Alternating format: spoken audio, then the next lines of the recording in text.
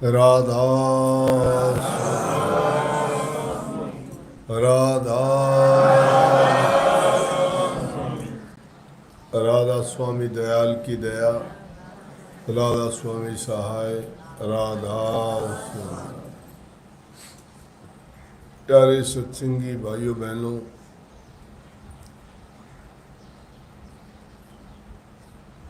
ये time election का है, तो इसलिए कुछ लोग वोट डालने के लिए चले गए और यही टाइम सत्संग का भी हो गया। लेकिन जिनको सत्संग से प्रेम है वो अपना टाइम निकाल के टाइम पर पहुंच ही जाते हैं।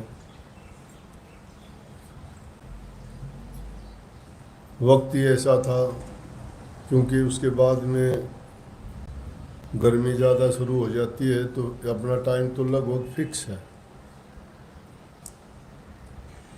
परंतु फिर भी जिसके नसीब में होता है वो चीज़ उसको मिलती है, चाहे वो अपनी चतुराई से प्रयास करे तो भी नहीं मिलती। क्योंकि जिस काम में प्रभु की इच्छा नहीं होती वो काम नहीं होता। जो कुछ भी होता है वो प्रभु की रज़ा से होता है, उसकी मौज से होता है, उनकी कृपा से होता है। इंसान तो एक निमित्त मात्र है, प्रयास करता है, अपनी बुद्धि से सोचता है, और जो चीज़ अपनी बुद्धि से सोच के करता है तो हमेशा वो यही सोचता है कि मैं जो करूं वही सही है। लेकिन जिस चीज़ में मालिक की मौज और मर्जी नहीं होती वो काम नहीं हो सकता। वाणी भी ये थी, जैसे बात कही कि गुरु बिन धक्के खाओगे। कह सकते हो गुरु बिन धक्के कैसे खाएंगे, कि गुरु के ज्ञान बिना ये जीव अज्ञान के बस दुनियादारी के कामों में पड़ के उल्टे सीधे कर्म कर देता है। और उल्टे काम करने वालों को कभी इनाम नहीं मिला करता, उनको तो सजा ही मिलती है, धक्के ही मिलते हैं।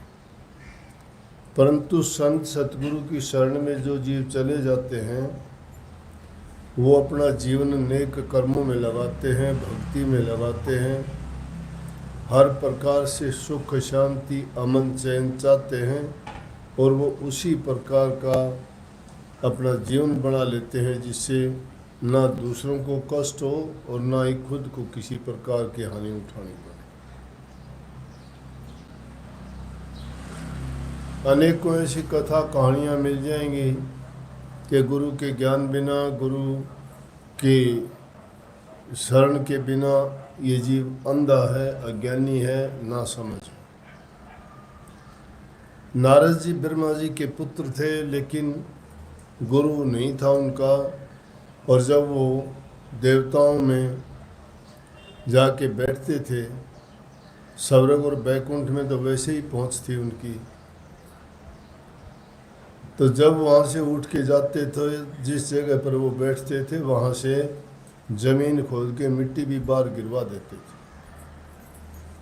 एक बार में ऐसा हुआ कि वो वहाँ से उठने के बाद वापस आ गया, और वापस आने के बाद जब देखा तो उसी की जगह से जहाँ बैठा था मिट्टी जब उठा रहे थे तो उसने पूछ लिया ऐसा क्यों। कहने लगे कि नारद जी, बेशक आप ब्रह्मा जी के पुत्र हो, लेकिन आप नुगरे हो, गुरु नहीं है। इसलिए जब तक आपका गुरु नहीं होगा तब तक नुगरे आदमी का तो ऐसा ही व्यवहार होता है, इसलिए ऐसा किया जाता है। तो नारद जी ने भी गुरु बनाना पड़ा। ये धक्का ही था। जब ब्रह्मा जी के पुत्र होते हुए नारद जी की इतना सम्मान और कदर थी कि जहाँ कहीं भी जाते थे उनको ऋषियों में श्रेष्ठ मानते थे, परंतु निगुरा होने के कारण उनको वो इज्जत और सम्मान नहीं मिलता था। और जब उन्होंने गुरु धारण किया, और गुरु धारण भी कौन किया? झीमर। झीमर कौन होता है? मछली पकड़ने वाला। मछली पकड़ने वाला गुरु क्यों? कि पूछने लगे अपने पिताजी के पास जाके, कहने लगा कि मेरे साथ ऐसा ऐसा बर्ताव होता है, क्या करूं? तो उनके पिताजी ने बताया भाई कि ये बात तो सच्ची है, गुरु धारण करना चाहिए, बिना गुरु के ज्ञान नहीं है। तो ब्रह्मा जी को ही गुरु बना सकता था, लेकिन क्योंकि वो उनके पिता होने के कारण उनका पिता का भाव होता है उसमें। तो कहने लगे मैं क्या करूं? कहने लगे कि जब सुबह उठ के नगरी के दरवाजे खुलें और उसमें जो पहला व्यक्ति आपको दिखाई दे उसी को गुरु बना लेना। नारद जी अगले दिन सुबह उठे, नगर से बाहर जाने लगे, दरवाज़ा खुला तो देखा आगे से कोई ऐसा ही आदमी आ रहा, वापिस आ गया कि इसको क्या गुरु बनाऊंगा। दूसरे दिन भी ऐसा ही हुआ, लेकिन फिर उनके पिताजी ने कहा अरे जो भी तुझे मिलता है, मैंने कहा था पहला आदमी जो भी मिले। अगले दिन गया तो दरवाज़ा खुला, खुलते ही झीमर दिखाई दिया और उसी को गुरु बना लिया। गुरु बना लिया। गुरु बनाने के बाद पिताजी से जाकर जब कहने लगे कि आपने गुरु बना लिया? हाँ जी गुरु तो मिल गया, लेकिन पर बोले पर? अरे गुरु के बारे में तूने पर लगा दिया, गुरु क्या बनाया तूने? गुरु के अगर पर लगा दिया तो सब कुछ तूने तो बर्बाद कर दिया। गुरु तो गुरु होता है।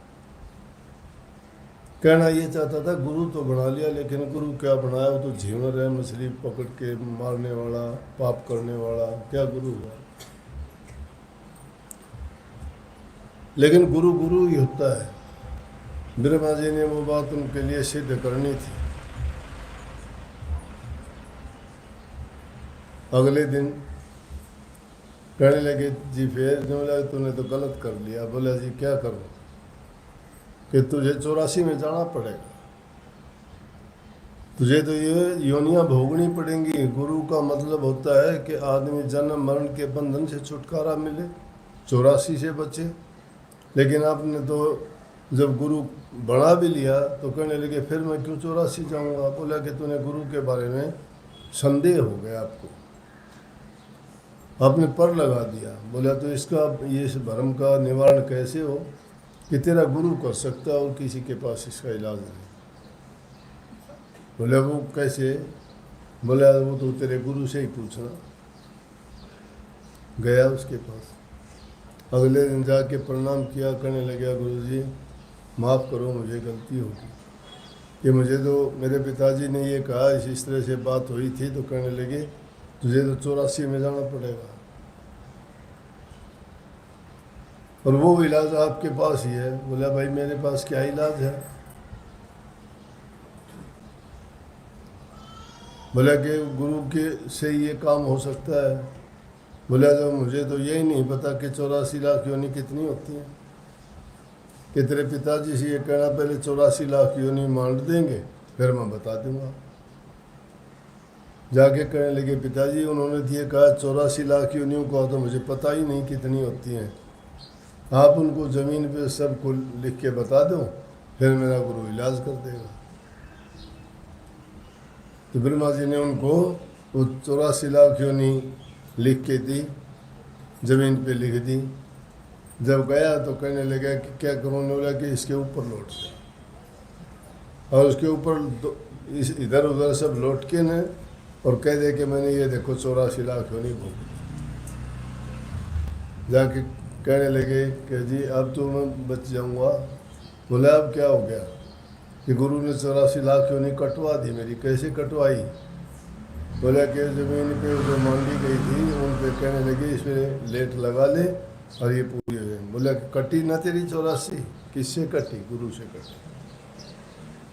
गुरु ने भेद बताया ना, तूने गुरु को अज्ञानी मान लिया, गुरु को तूने झीमर मान लिया, गुरु को तूने पापी मान लिया। लेकिन गुरु भाव से अगर तू उसको गुरु मान लेता और शुरू में ही तो तुझे ये करना ही नहीं पड़ता। तो वो तो एक समझाने की बात है।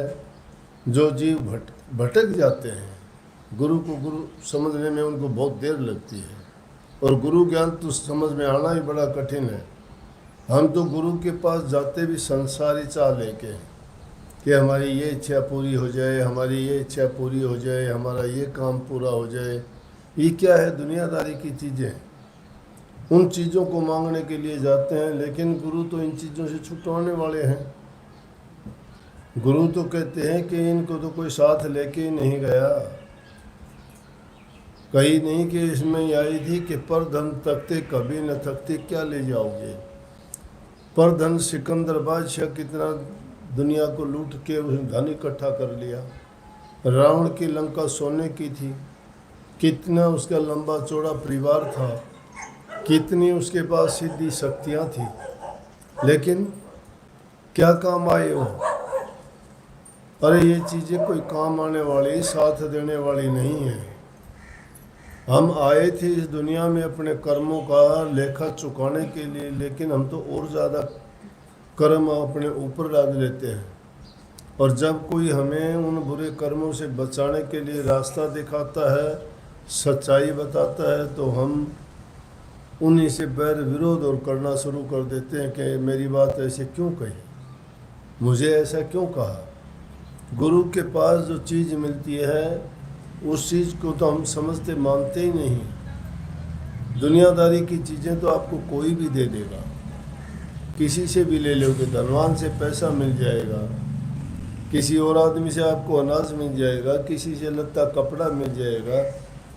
जो संसारी चीज़ों की ज़रूरत है वो तो किसी से भी पूरी हो जाएंगी, दुनियादारी के लोगों से पूरी हो जाएंगी। क्या आपके कर्म को काटने का किसी के पास कोई नुक्ता तरीका है क्या गुरु के बिना? वो गुरु के बिना नहीं मिलता, वो नहीं होता। लेकिन हम तो सोचते हैं कि यही जीवन है, इस जीवन में ऐसो आराम करो, कुछ भी करो, लेकिन ये नहीं समझते कि ये जो हमारा अब का जीवन है, ये जो अब हमारे कर्मों का ही फल है। और हमने अगर अपना कर्म नहीं सुधारा, और कर्म सुधारेगा कौन? गुरु के पास वो तरीका है। उनके पास जाओगे, वो आपको तरीका बताएंगे कि आपका ये मनुष्य चोला किस लिए मिला है, और आप किस प्रकार से इसको अपने जीवन को सफल बनाओ, किस प्रकार से जन्म मरण से छुटकारा पाओ, किस प्रकार से अपने कर्म के बंधन से मुक्त हो जाओ। तो गुरु का काम है इन चीज़ों से मुक्ति दिलाना। पहले पदार्थ दुनियादारी के ही छुटवाते हैं, लेकिन हम मोह की फांस में ऐसे बंध जाते हैं कि सब कुछ चीज़ों को अपना मानना शुरू कर देते हैं। इनमें से कोई साथ कुछ लेके ही नहीं गया। बलख और बुखारा दो ऐसे बड़े बड़े शहर हैं अब भी। तो एक बलख में एक बहुत नामी ग्रामी बड़े प्रसिद्ध फकीर हुए। तो उनके पास राजा जाता था बलख का राजा बुखारा के उस महापुरुष संत के पास जाता था और उनकी बड़ी सेवा वो करता था। उन्होंने सब कुछ अपने गुरु के आज्ञा में तन मन धन सब लगाया, लेकिन अंत समय आया तो गुरु ने क्या किया कि उसको गुरु की गद्दी देके और उनका शरीर पूरा हो गया।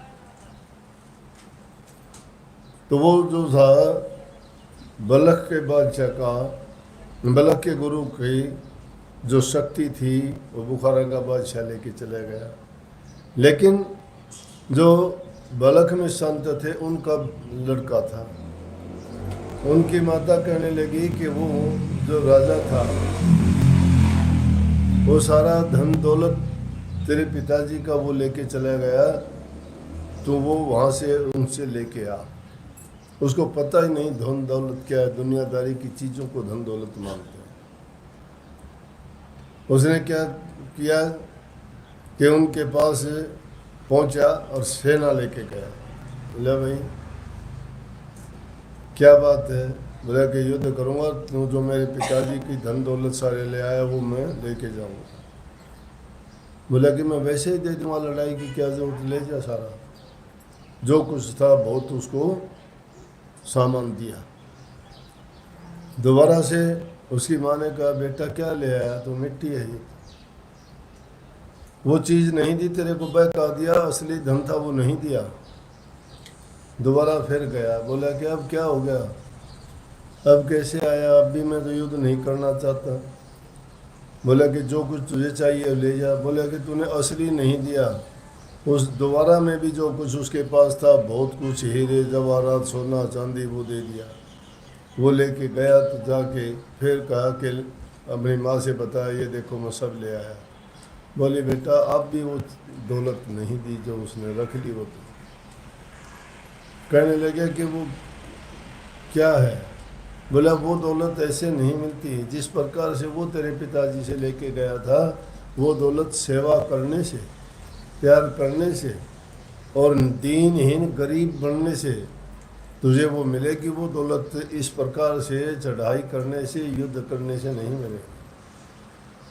दोबारा जब वो गया तो जाके नतमस्तक होके पैर पकड़ के और बंदगी करके उन्होंने कहा कि मैं आपसे वो दौलत लेने आया हूँ जो आप मेरे पिताजी से लेके आए। बोले वो दौलत तो आपको बहुत टाइम में मिलेगी, देर लगेगी। उसको प्राप्त करने के लिए तो बड़ी मेहनत करनी पड़ेगी, बड़ा त्याग करना पड़ेगा। जब कहीं जाके, कहने का मतलब ये है कि जब तक हम दुनियादारी की चीज़ों को दौलत मानते हैं, इसमें मन को लगाए रहते हैं, तब तक उसमें उलझे ही रहेंगे। ये माया अनेक प्रकार से जीव को ठगती रहती है। इसने ऐसे फंदे रचे हैं कि उनको एक से निकलता है तो दूसरा उसके लिए तैयार रहता है। आदमी गिरता अपने विचारों पे, दोष लगता है, अपनी कमी को दूर नहीं करता, दोष गुरु में निकालना शुरू कर देता है कि मैं तो बस अब नहीं जाता, गुरु ने मेरा ये काम नहीं किया। अरे गुरु ने ये काम तेरा नहीं किया, तूने कितना सोचा था तेरा काम करने के लिए? क्या तू सही है? तू रास्ते से भटका नहीं है, तू गलतियां नहीं करता है, गलतियां तू करता है, थोपता गुरु पे है। गुरु तेरा सुधार जब करेगा तो गुरु को तू अपना आपा कभी सौंपा ही नहीं। गुरु को जो समर्पण कर देता है अपना सब कुछ, तो गुरु उसको संभाल लेता है। अब गुरु उसे तो वो अपने जब तक काम पूरे होते रहते हैं तब तो गुरु भी अच्छा, नाम भी अच्छा, सत्संग भी अच्छा।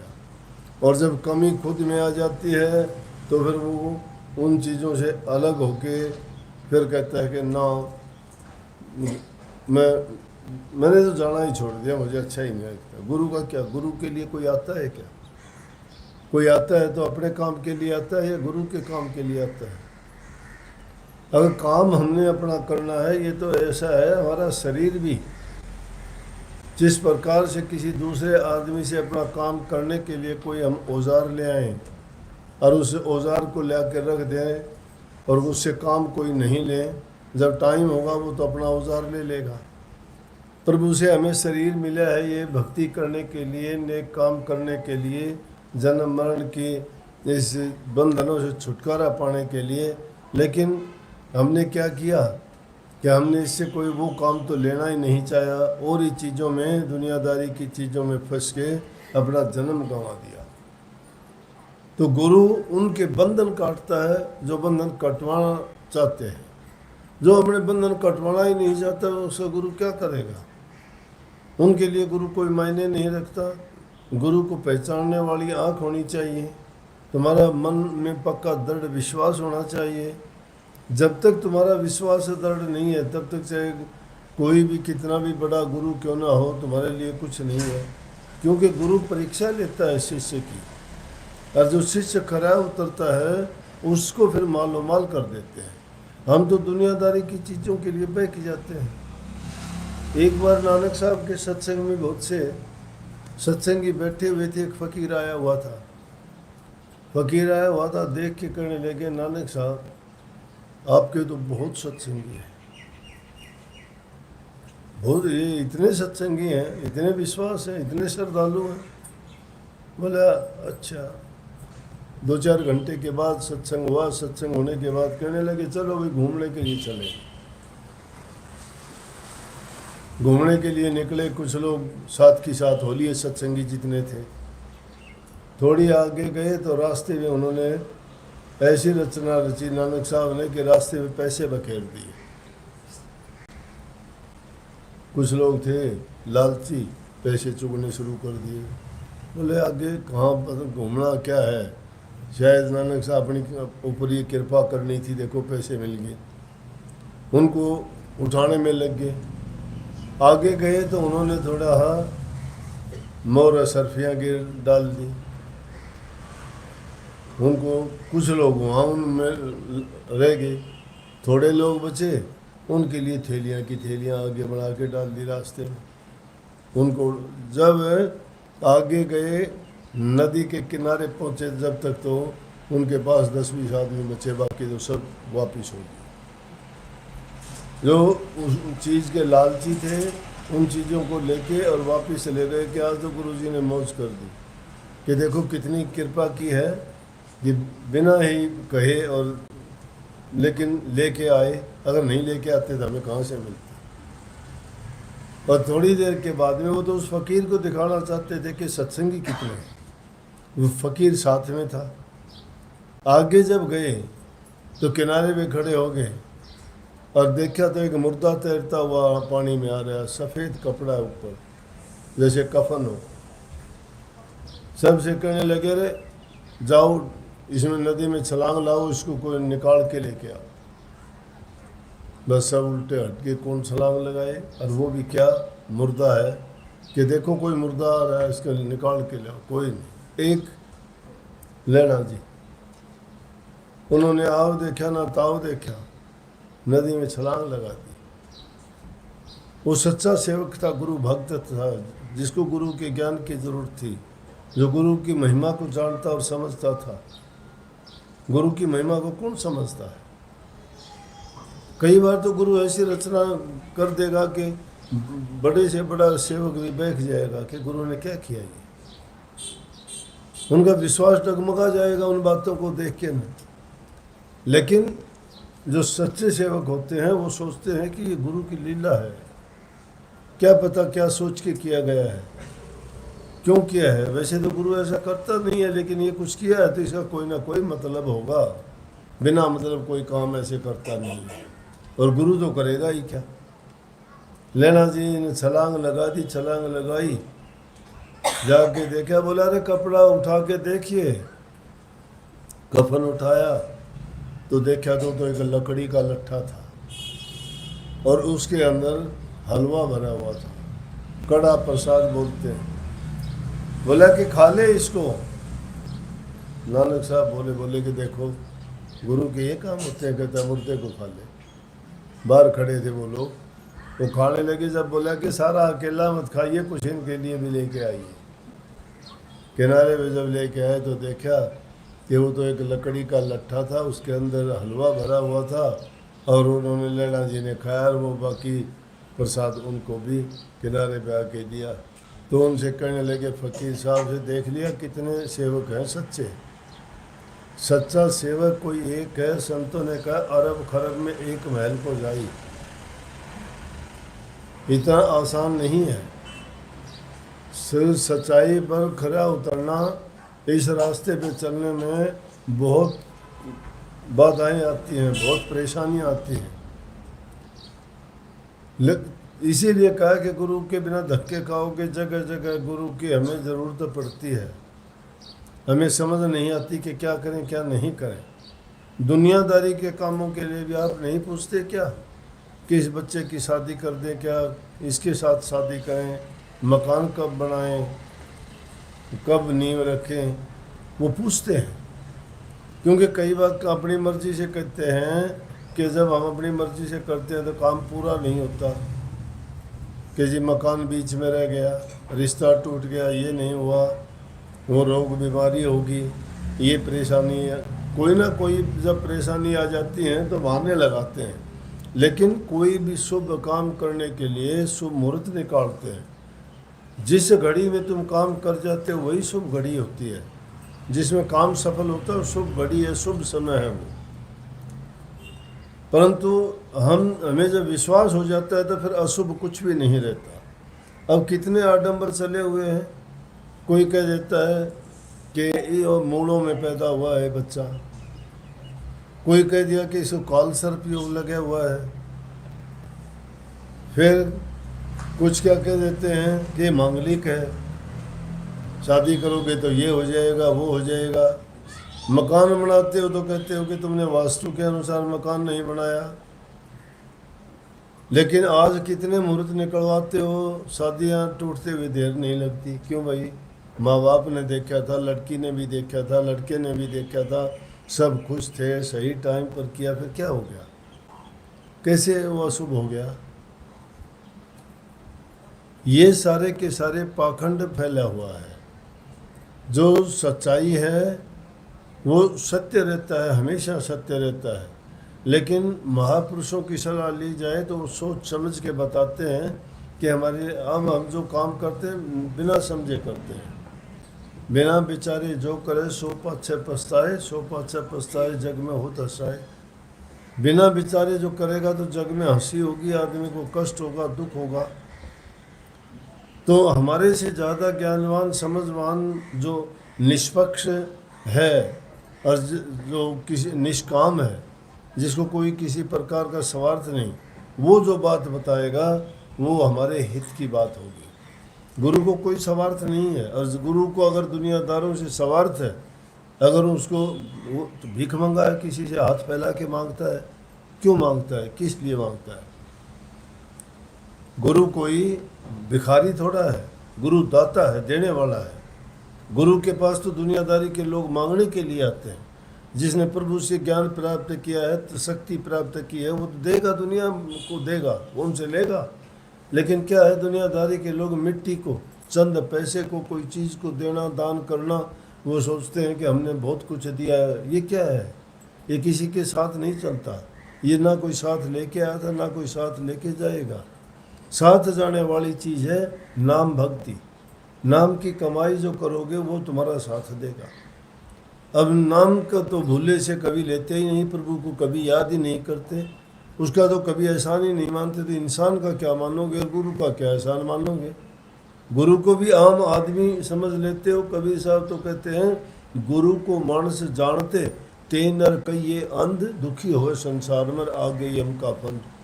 गुरु को मानस समझ लेते हैं। अरे गुरु मानस रूप में नहीं होता, गुरु मानस रूप में नहीं होता तो हमें कैसे समझाता? हमारी भाषा नहीं बोलता। गुरु हमारी तरह जिंदा मूर्ति है, वो खाता भी है, पीता भी है, हंसता भी है, बोलता भी है, वही भाषा बोलता है, इसीलिए तो वो हमें बता सकता है। लेकिन संत जो से प्रभु के भेजे हुए नुमाइंदे हैं इस दुनिया में, वो इन जीवों के कल्याण और हित के कारण ही आते हैं। स्वामी जी महाराज ने कहा कि संत सभी व घर से आवें, नाम भेद दे जीव चितावें, जो चेते तिसले पहुँचावें, नाम भेद जो ले माने कहना, उसको सुख दुख नहीं सहना। सुख दुख नहीं सहना, दुख में दुखी हो जाते हो, सुख में बहुत मस्त और खुश हो जाते हो। दुख सुख का कोई प्रभाव ही नहीं रहेगा। जिसको ज्ञान प्राप्त हो गया, जिसको ज्ञान मिल गया, उसको पता है। शब्द नहीं गाते, अरे मति मंद क्यों रोता, कर्म का भोग है भाई।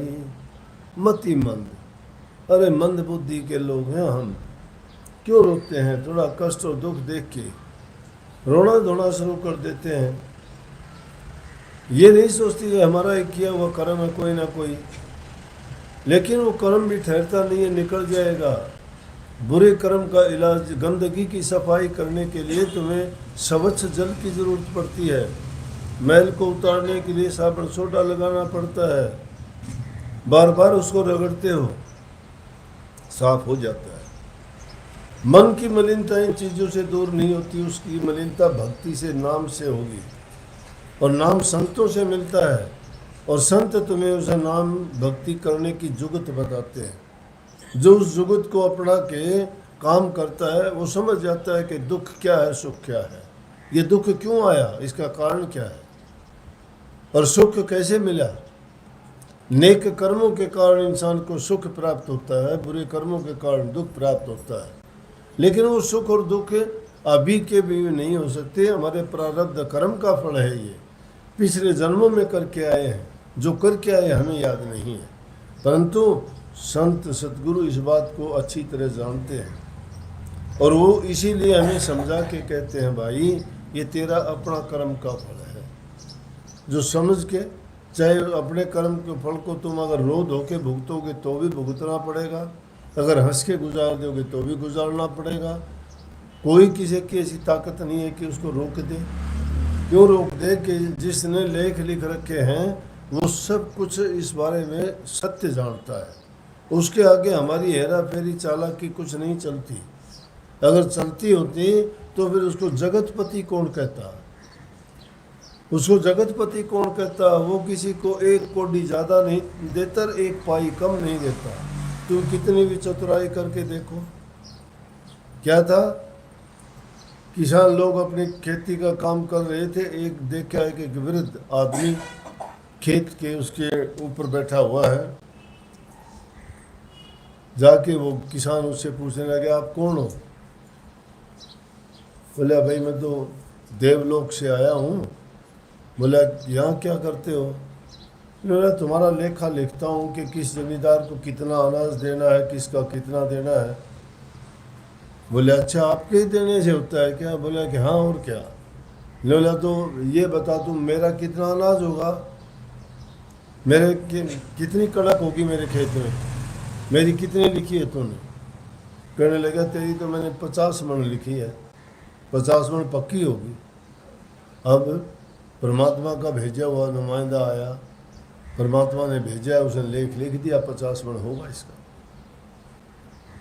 खुश हो गया।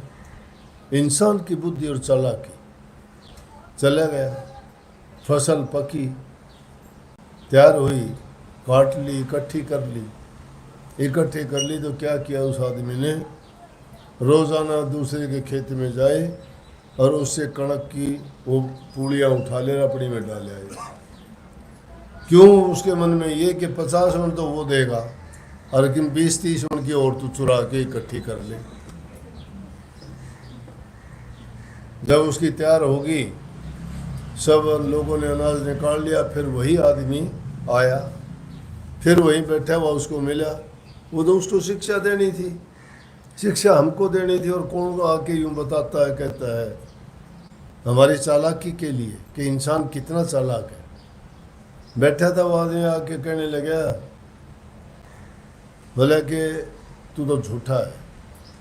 बोला, मैं झूठा क्यों हूँ। बोला, तूने कही थी तेरा 50 मन अनाज होगा। बोला, कितना होया। बोला, 50 मन हुआ।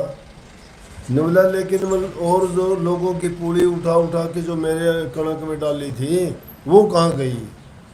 बोला, अरे मोरे, अगर तू फालतू बात करेगा सजा और मिलेगी। वो क्यों। बोला, तू तो वो पूड़ी को जो ढोता था, मैं वो वापस डाल के आता था उनकी। देना ही तुझे 50 मन था, तो उससे ज़्यादा कहाँ से होगा। तो इंसान की तो ये बुद्धि है, ये तो परमात्मा की बातों में भी दखल देता है, ये तो उनकी बातों को भी झूठी साबित करने की कोशिश करता है। तो इसका तो लालच और स्वार्थ इंसान को आगे नहीं निकलने देता। इसलिए संत लोग कहते हैं कि वो जीव को चेताने के लिए आते हैं। मोहम्मद साहब मुसलमानों के इतने बड़े फ़कीर हुए, जिनके नाम से मुसलमान धर्म चला। उन्होंने कहा कि मैं खुदा का बेटा हूँ, पैगंबर, मैं पैगंबर हूँ, और मैं तुम्हें ये बताने चेताने के लिए आया हूँ, खुदा ने तुम्हारे लिए मुझे भेजा है। ईसा मसीह ने क्या कहा कि I am the son of the God and I have come to collect my stamped ships, कि मैं परमात्मा का पुत्र मैं ही हूँ, और उसने मुझे मेरी भेड़ें जिन पर मोहर लगी हुई है, मैं उनको लेने के लिए आया। संतों की भाषा अलग हो सकती है, उनकी देश अलग हो सकते हैं, लेकिन मिशन उनका एक ही है सबका।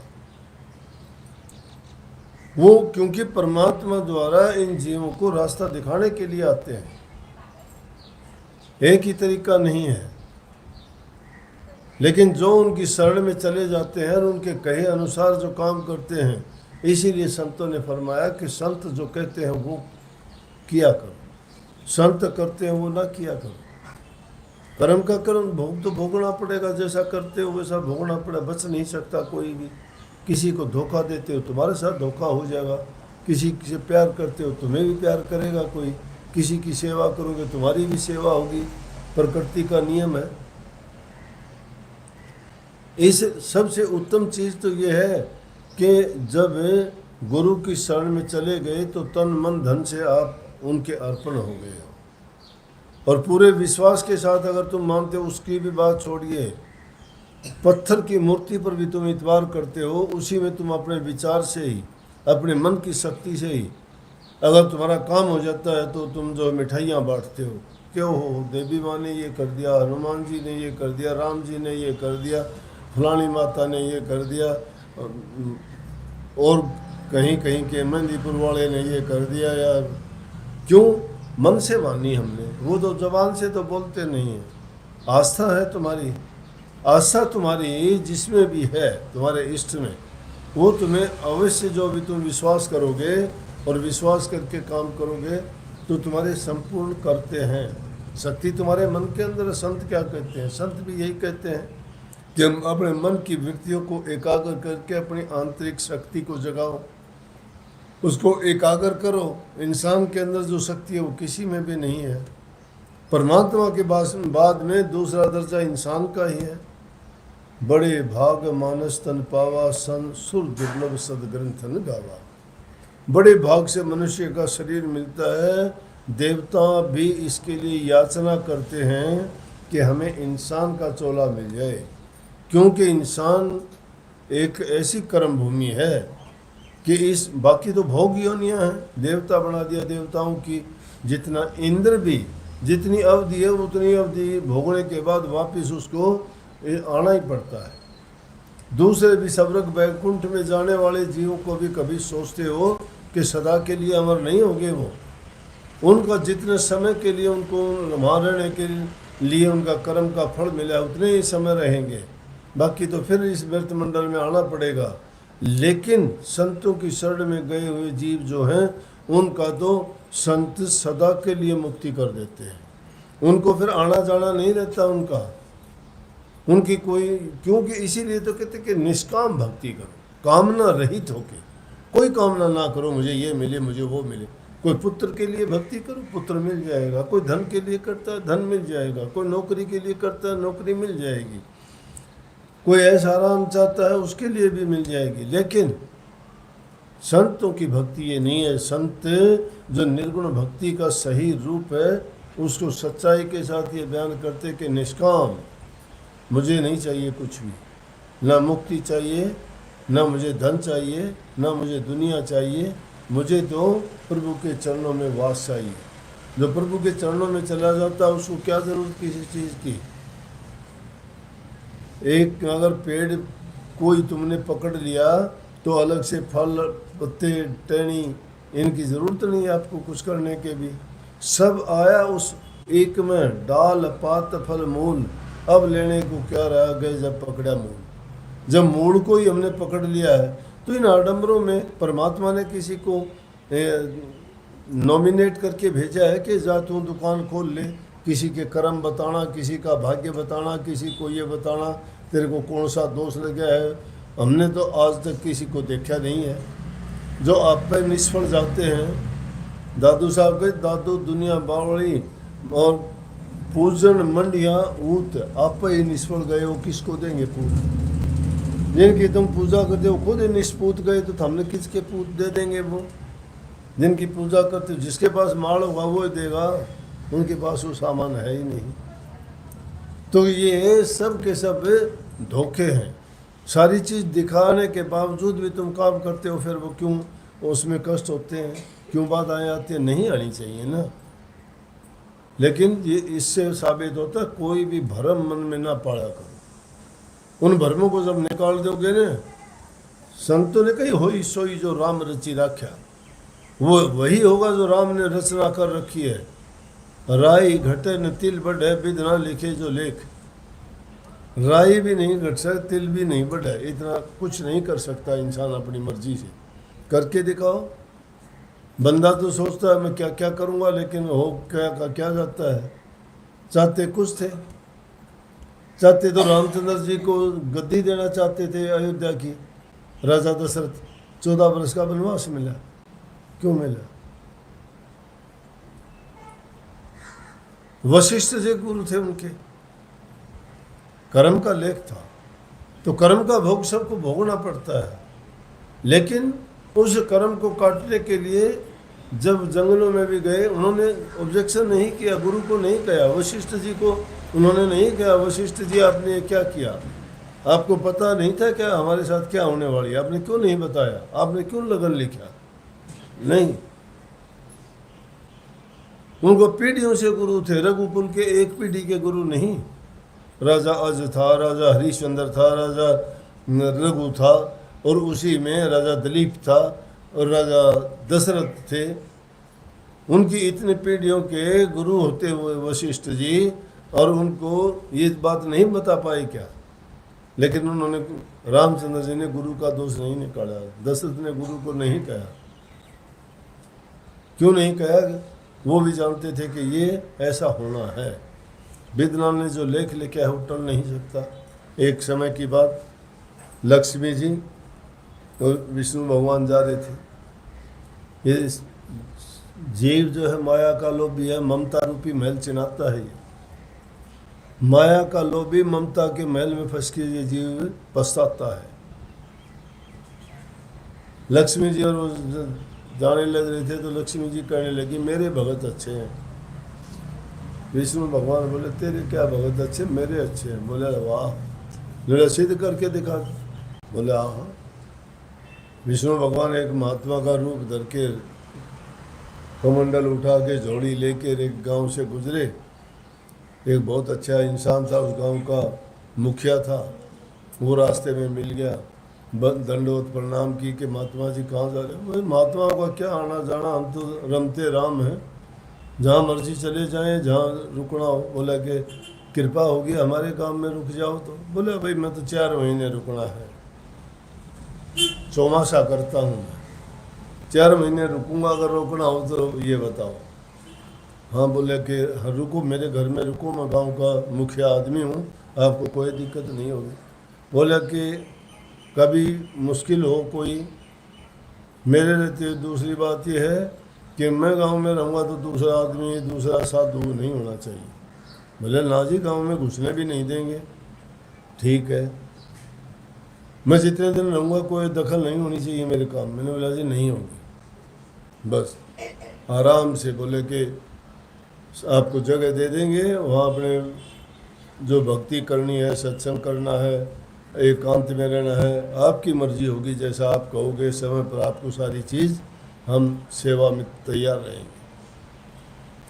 रहना शुरू कर दिया। लक्ष्मी जी ने सोचा, लोग आने लगे सत्संग में, बहुत देखा। लक्ष्मी जी भी पीछे पीछे साध्वी का भेष बना लिया, और साध्वी का भेष बना के देखती हुई कहाँ गया देखा तो गांव में महंत बना बैठा है, आराम से सत्संग करता है, लोग बैठे हैं, बड़ी वाहवाही है कि बहुत बड़े महात्मा आए हैं, बड़े अच्छे सत्संग सुनाते हैं, जीवों का कल्याण करते हैं। लक्ष्मी जी ने देखा क्या ओ काम तो कर रखा है टेढ़ा, लेकिन देखी जाएगी। जाके और उसी आदमी के दरवाजे के पास में बार चबूतरा था, उस पर बैठ गई।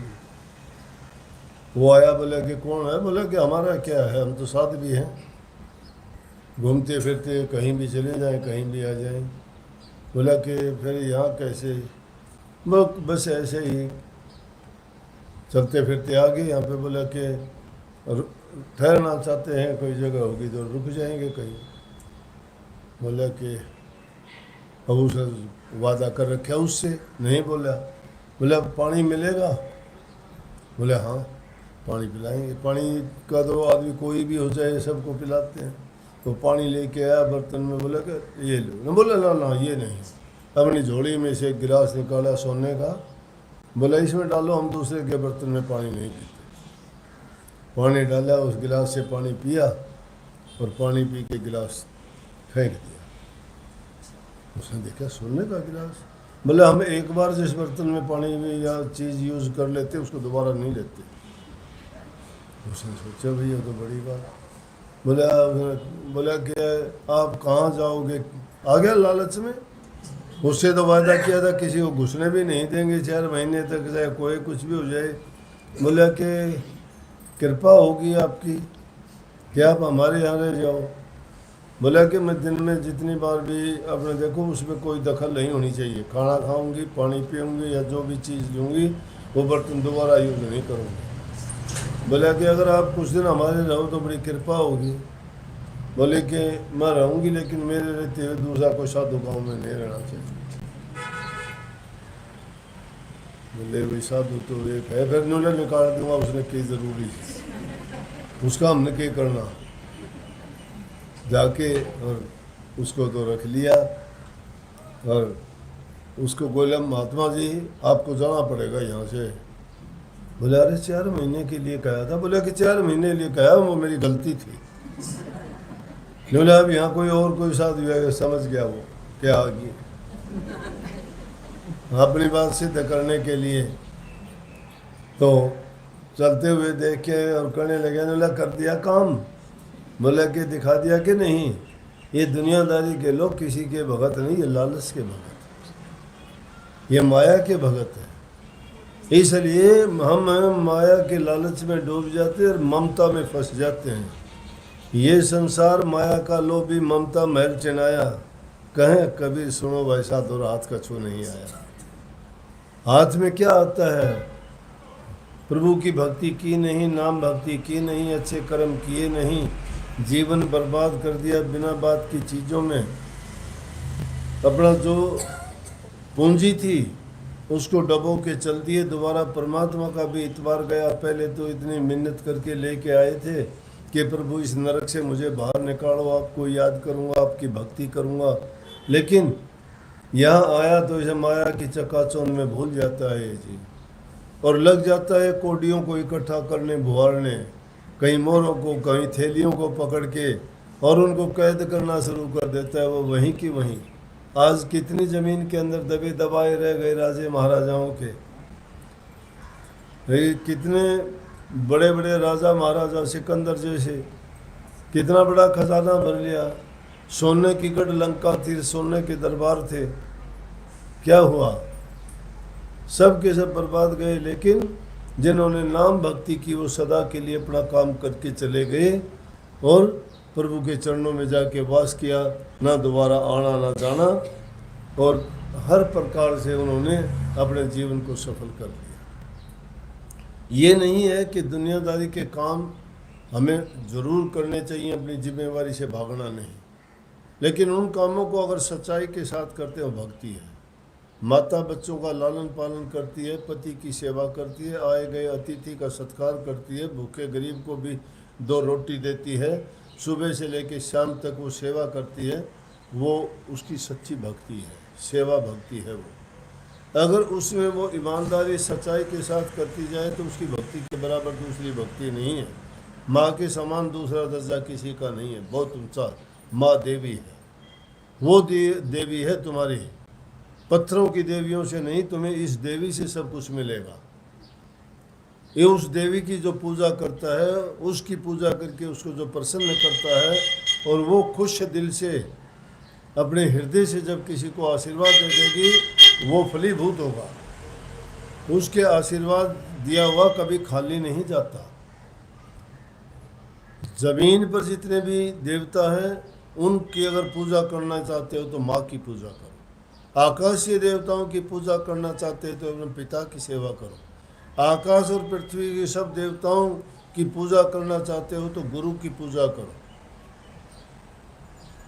बच्चों का लालन पालन करना, अच्छी शिक्षा देना, अच्छे संस्कार देना माँ का काम है। माँ घर को स्वर्ग बनाती है और माँ ही उसको नरक बना देती है। अगर हमारी माताओं के विचार ख्यालात अगर अच्छे हैं तो इन्होंने ही जितने महापुरुष हुए, जितने संत हुए, इस माता की कूख से पैदा हुए। इन माताओं ने उनको बड़ा बनाया। उन माताओं के बनाने के कारण कोई संत हुआ, कोई फकीर हुआ, कोई बड़ा ऋषि हुआ, कोई राजा महाराजा हुआ, कोई वीर योद्धा हुआ, कोई सूरवीर, जो भी हुए सारे के सारे माताओं के गर्भ से पैदा हुए और उन माताओं के संस्कार लेके उन्होंने अपना नाम रोशन किया। और इन्हीं के गर्भ से पैदा हुए ने वो प्रभु की भक्ति करके ही दूसरे संसार के जीवों को रास्ता भी उन्होंने ही दिखाया। इसलिए माँ देवी है। तो घरों में जो प्यार प्रेम रखते हो और जो आदमी आपस में मेलजोल रखते हैं, तो हमारे शास्त्रों में तो 3 ही बात बताई है कि भाई सेवा करने से तन पवित्र होगा, अच्छे विचारों से मन पवित्र होगा, दान पुण्य करने से धन पवित्र होगा। जो तुम्हारे पास जो कर सकते हो, जिसके पास कुछ भी नहीं हो, तन तो है सबके पास, मान लिया तन भी रोगी है, बीमार हो, कमज़ोर हो, नहीं कर सकते, तो धन होगा। धन भी मान लिया नहीं होगा, किसी के पास नहीं हो सकता, तो धन भी अगर नहीं है तो मन सबके पास है। मन को तो शुद्ध और पवित्र और अच्छे ख्यालात रख सकते हो। मन से अच्छी भावना तुम्हारी होनी चाहिए हर चीज़ के लिए।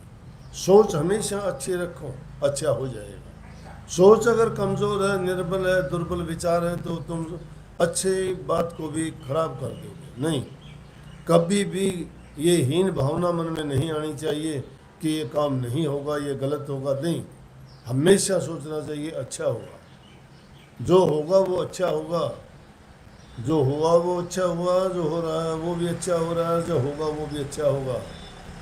कभी उसकी निगाह में है जो कुछ होता है वो हमारे करने से नहीं, प्रभु के करने से होगा। हमारी चेती होत नहीं, प्रभु चेती तत्काल, बलि चाहे हुआ कौशकुर, प्रभु पठाए पताड़। हमारे चेतने तो राजा बलि सोचता था वो हो जाता, फिर तो राजा बलि तो एक ही गौर पूरा हो जाता तो इंद्र का राज मिल जाता उसको। वो तो इंद्र का राज लेना चाहता था, लेकिन हालात क्या हुए कि उसको पाताल में जाना पड़ा, क्योंकि प्रभु के अपने मन कुछ और है, प्रभु के मन और। हमारे मन में तो कुछ का कुछ है, लेकिन प्रभु ने जो लिखा है वो अलग नहीं है, हमारे मन की नहीं, बल्कि क्या होगा जो प्रभु के मन में है वो होगा। वो हमारे लिए कभी गलत नहीं करता। गलत तो हम मान लेते हैं, ये झूठे नाते जोड़ के मान लेते हैं। ये दुनिया में रह के हम चीज़ों को अपना मान लिया। अपना है क्या? ये हम, मेरा आश्रम, ये मेरा घर, ये मेरा भाई, ये मेरा बेटा, ये मेरा माइक, ये मेरा फ़ोन, ये मेरा कपड़ा, कहाँ है? कौन सा है हमारा? ये छोड़ के चले जाते, देर ही नहीं लगती। हमारे से जुदा हो जाते, माँ बाप गए, हमारे होते तो जाते क्या? नहीं, जब तक है तब तक नाता है। हमारा है क्या? हमारा कर्म, हमारा किया हुआ कर्म और धर्म इंसान के साथ जाएंगे। धर्म क्या है? जो कर्म है उसको करना ही धर्म है। कर्म कौन सा? हमारा पुण्य कर्म, नेक कर्म, भक्ति का काम, वो हमारा साथ जाएगा। और एक भी चीज़ नहीं साथ जाती, सब की सब यहीं रहेगी। सब छोड़ के गए। चलते वक्त सिकंदर ने ये कह दिया, जनाजे से हाथ मेरे यूं निकाल देना बाहर, कि दुनिया वाले देखेंगे, कहेंगे कि जिसने दुनिया को लूटा, इतने लोगों को उसने मारा, इतनी औरतों को विधवा किया, इतने बच्चों को बिना बाप का किया, आज वो खाली हाथ दुनिया से जा रहा है। तो ये दुनिया से हम आए थे बहुत कुछ लेके, कहते थे मुट्ठी भींच के आए थे, खुले हाथ जाएंगे। मुट्ठी भींच के क्या आए थे? साहूकार की पूंजी लाया, देनी ना बिचारी, आगे की तेरी पड़त उठ गिर, कोडी नहीं उधारी, बिन जे कैसा किया रे, हो लालों के बिहारी।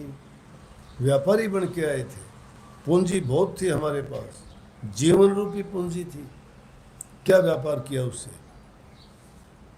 हमने तो बर्बाद किया उसको, पूंजी को ही बर्बाद कर दिया।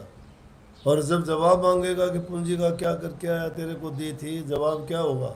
बर्बाद, कुछ नहीं हमारे पल्ले। लेकिन जो लोग भक्ति रूपी धन अर्जित कर लेते हैं कमा के, वो उनका कोई पूछने वाला नहीं। 3 चौकी रास्ते में जीव को मिलती है जब दुनिया से जाता है, काल, माया और यम। थोड़ा बहुत भी बचा खुचा होता है लूट लेते हैं, लेकिन जो संतों के जीव होते हैं वो उनकी तरफ आंख उठा के भी नहीं देख सकते। इसलिए संत चौथे लोक के वासी होते हैं। चौथा लोक कौन सा होता है? प्रथम लोक शरीर का है, दूसरा लोक मन का है, तीसरा रूह का है, चौथा लोक इनसे भी जो ऊपर है वो। शर अक्षर नी अक्षर पारा, वृद्धि करे जहाँ दास तुम्हारा, लोक अलोक पाऊँ सुख धामा, चरण शरण दीजो विश्राम। लोक अलोक और परलोकों से भी ऊपर, क्षर अक्षर नहीं अक्षर से भी पार, शारीरिक मानसिक और आत्मिक तीनों लोकों से ऊपर। ये हैं 3 लोक। 3 लोक आकाश पाताल, ये पृथ्वी मंडल नहीं है। ये 3 लोक हैं, 3 लोक को समझते नहीं।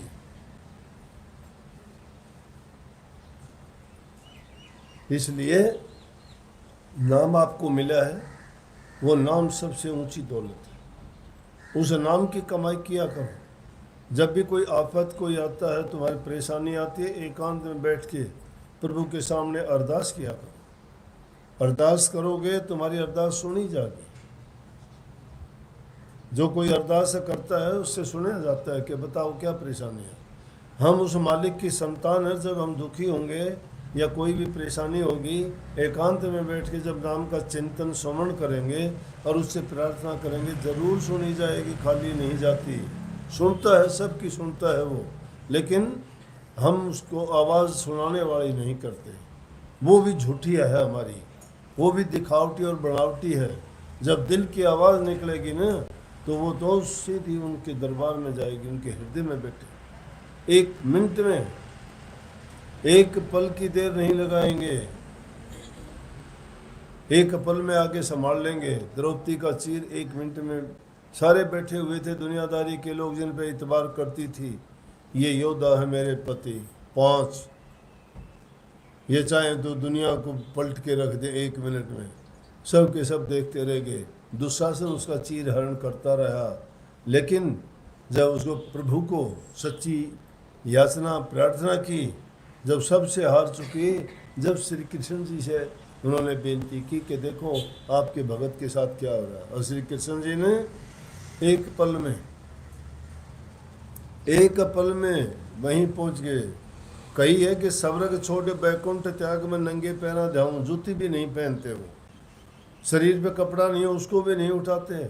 जब भक्तों में भीड़ पड़ती है, उसी टाइम उसी जगह पर आके अपने भगत को मदद करते हैं, संभाल लेते हैं। स्वर्ग छोड़ बैकुंठ त्याग में नंगे पैरा जाऊं, जहाँ जहाँ भीड़ पड़े भक्तों में दौड़ा दौड़ा आऊँ, खबर नहीं करूँ अपनी परवाह किए बिना प्रभु अपने भक्त वत्सल हैं, वो भक्त वत्सल है। उन भक्तों की रक्षा सुरक्षा के लिए हर दम तत्पर रहते हैं। लेकिन हमारे अंदर कपट और छल जो भरा हुआ है, वो उनको दूर किए हुए है, वो हमसे कभी जुदा और दूर नहीं होते। इसलिए भाई हमेशा खाली हो तुम, यहाँ कोई फालतू काम नहीं है। जब भी तुम्हें टाइम मिलता है, आराम से बैठ के सत्संग किया करो, मन में दूसरी बातें ना आने दो। सतगुरु को याद किया करो, सत्संग को पढ़ा करो, टीवी में देखा करो, फ़ोनों में देखा करो, व्हाट्सएप पे देखो, फेसबुक पे देखो, मिलेंगे तुम्हें। और मैं तो कहता हूँ कि तुम्हारे मन की वृत्ति जब एकाग्र हो जाएंगी तो तुम हाजिर नाजिर करके भी बात कर सकते हो। जो बात करोगे तुम्हें जवाब मिलेगा, और वो जवाब ऐसा मिलेगा कि तुम्हारी सारी शंका समाधान भी वहीं बैठे हो जाएंगे।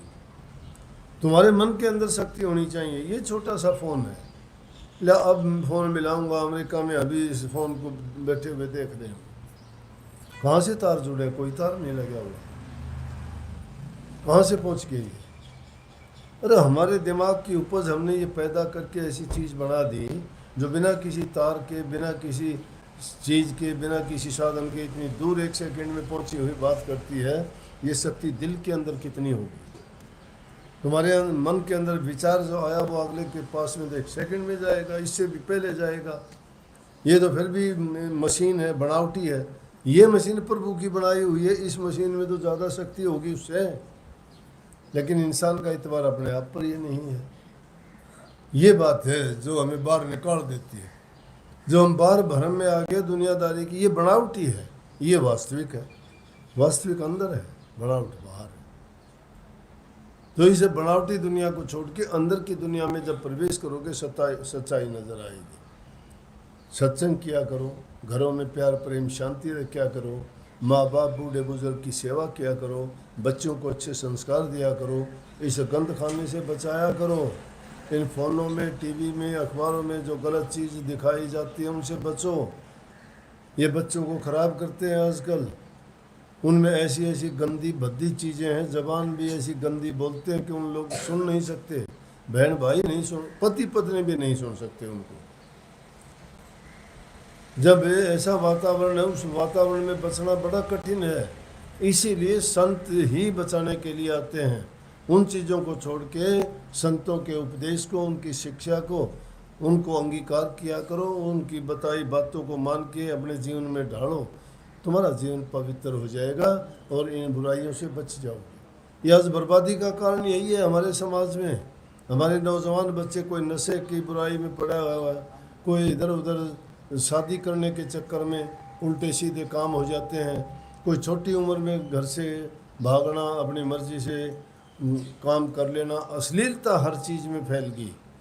कहाँ आदमी मानेगा धर्म को, कहाँ गुरुओं की शिक्षा काम करेगी। लेकिन आप कर सकते हो घरों में। आप बच्चों को बचा के रखो इस प्रकोप से। बहुत बुरा वातावरण है। इस वातावरण में अपने बच्चों को सुरक्षित रखना ही एक बहुत बड़ा काम है।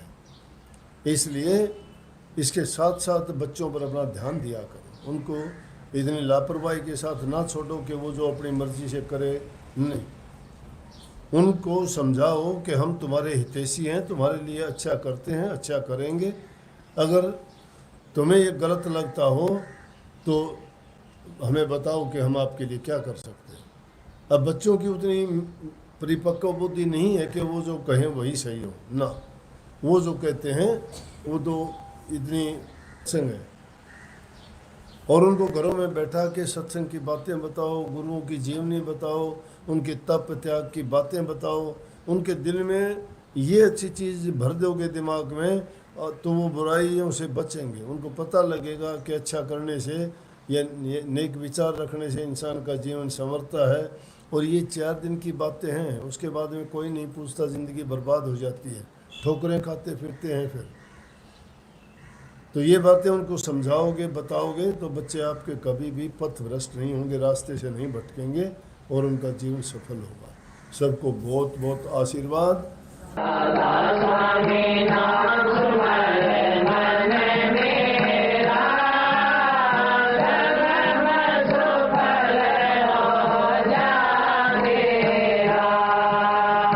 आप हमारे संत वाणी चैनल को सब्सक्राइब करें, वीडियो को लाइक करें, शेयर करें और हाँ, बेल आइकन पर क्लिक करना बिल्कुल ना भूलें ताकि हमारी किसी भी वीडियो की सूचना सबसे पहले आपको मिले।